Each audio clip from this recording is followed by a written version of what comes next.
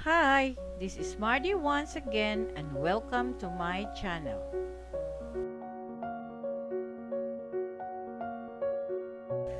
Our topic for today is all about top 10 richest countries in the world in 2021. The International Monetary Fund is known for issuing biannual reports on the economic performance of the world's richest nations based on their GDP per capita. It likewise makes use of PPP capita as an additional basis for its report.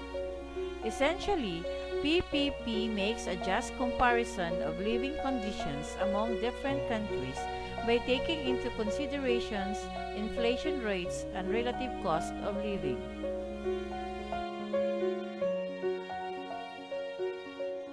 In this vlog, we will take a look at the top 10 richest countries in the world ranked according to economic data released by the IMF.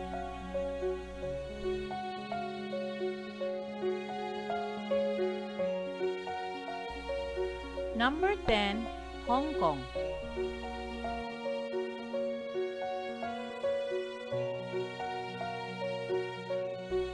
This former colony of Great Britain is now a special administrative region of China, which begs the question, is it an independent country? This is apparently the case as the whole world in general treat it as one. It is one of Asia's financial hubs, ranking number 4 out of the world's 190 economies in the Ease of Doing Business Index that the World Bank periodically compiles.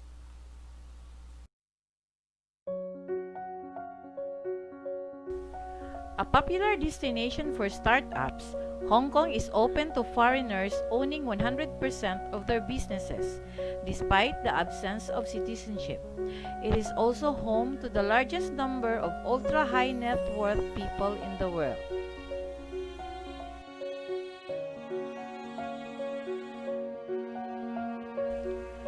Number 9, Kuwait.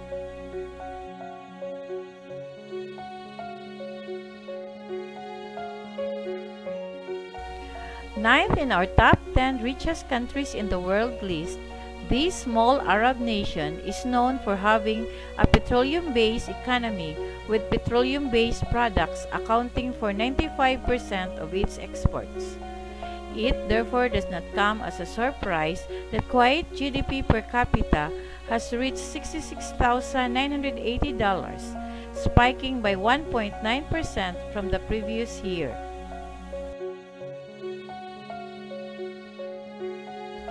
The country is not only the 9th richest in the world, but it is also one of the wealthiest among Gulf Cooperation Council member states, second only to Qatar. But the fact that the country sits on around 10% of the world's petroleum reserves has not kept it from exploring other revenue resources. In fact, it has been seeking to diversify into other potential income sources in preparation for the future. Number 8, United Arab Emirates.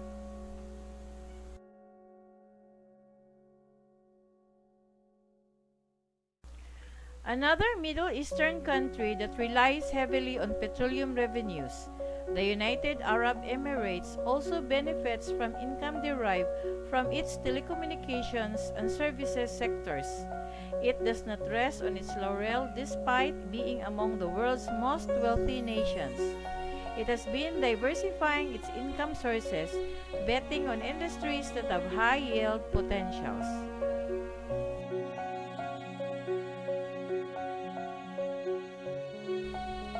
This move has immensely benefited the national economy, with the tourist trade helping the economy through the 2007 to 2009 world financial crisis. Sound economy policy has ended been sustaining the UAE, resulting in a 2.4% increase in its GDP per capita, which now stands at $70,262. Number 7. Norway.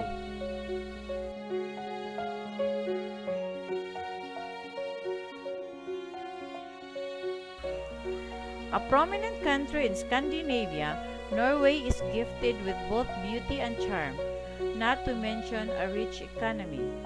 In fact, its GDP per capita has expanded by 3.1% in 2018, reaching a staggering $74,318. Industrialization has greatly contributed to the country's economic growth, with activities such as natural resources and petroleum exploration and fishing contributing in bulk to the economy.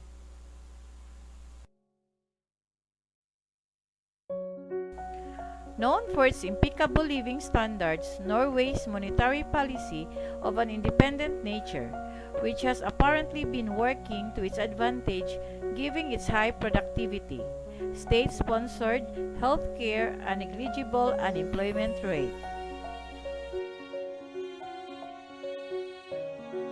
Number 6.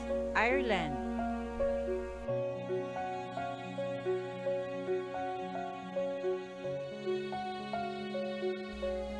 A land known for winning great writers and its lovely tourist spots, Ireland has evolved into one of the most affluent nations in the world. It has one of the highest living standards worldwide thanks to its robust economy, which is primarily driven by trade and investment specifically. Ireland's GDP per capita has increased by 6.1%, reaching $77,670. Despite peaking in 2008, Ireland's economic growth remains the envy of other countries. The entry of foreign investors like Microsoft, Google, and Apple has transformed the country into an exporter of medical, electrical, and computer equipment. Also contributing to its economic growth are its pharmaceutical and chemical industries, along with natural resources such as fisheries, minerals, and timber. Number 5. Brunei Darussalam.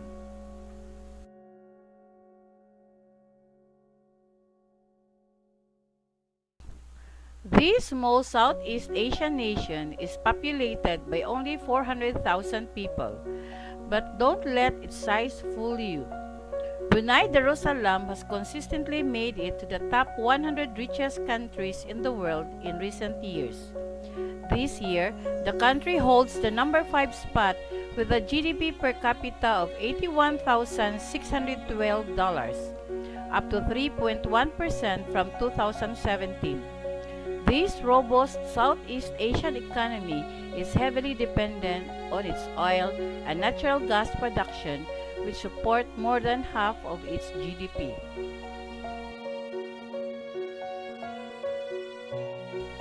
This is further reinforced with income from its investment overseas and local production. Brunei, however, is starting to diversify its economy by investing in other sectors.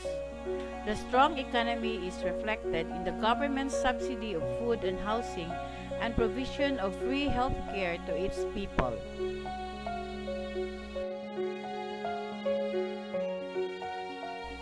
Number 4. Singapore.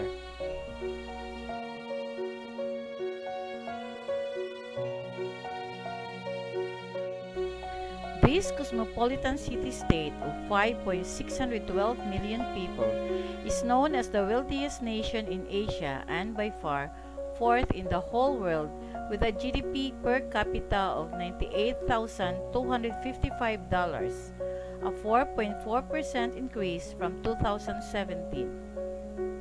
Despite its minuscule size, lack of natural resources and agricultural land, It has managed to amass wealth that other countries only dream of. Today, Singapore's economy continues to grow, driven primarily by foreign investment and trade.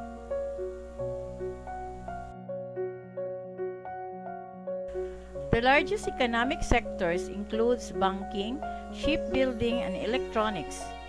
Dubbed as the most expensive country in the world, Singapore has been living up to its reputation as its economy expanded by 3.9% during the second quarter of 2018 alone. Much of this has been attributed to the country's liberal economic policy and multicultural economy. Although the financial services sector remains as the backbone of the country's economy, its services and manufacturing industries have consistently contributed to its economic standing. Number 3. Luxembourg.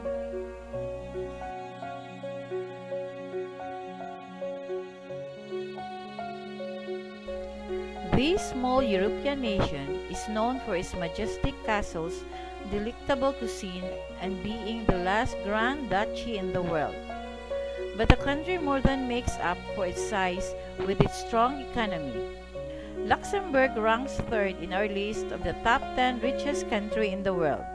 The country has posted a GDP per capita of $109,199, an increase of 3.9% from last year.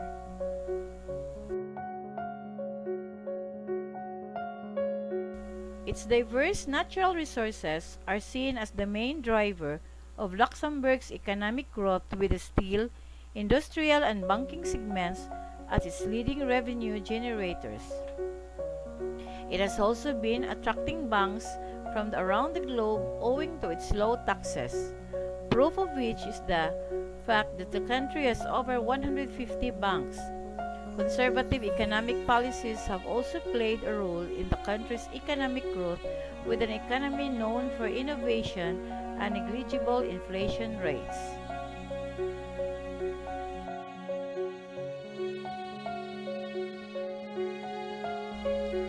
Number 2. Macau.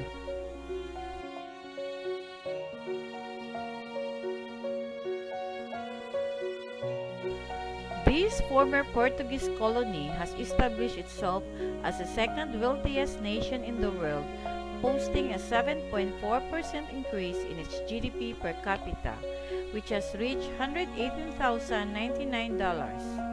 Its strong economy is driven primarily by tourism and gambling, earning the title largest gambling center in the world.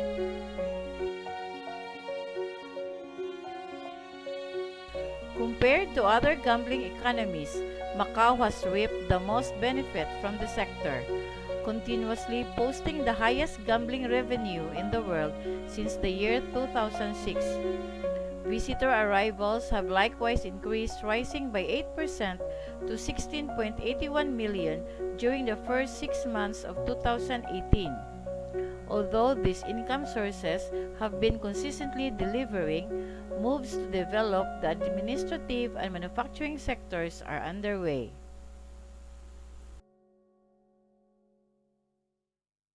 And the number 1 richest country in the world is Qatar.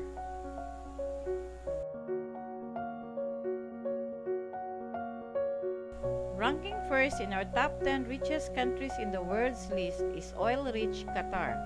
Its robust economy, which has been outperforming the rest of the world, is powered by its well-established petroleum sector, which accounts for around 85% of its export and 70% of total national revenue.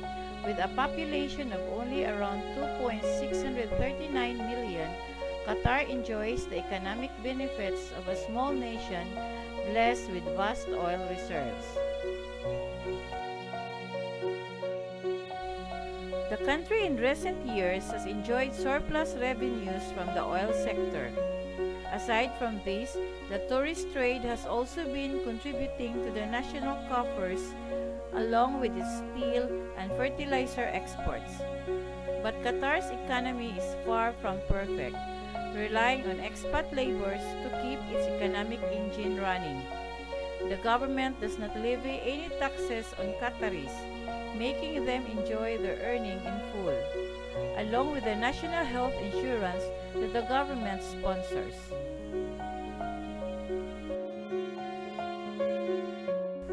Thank you very much for watching. Please don't forget to like, comment, and subscribe.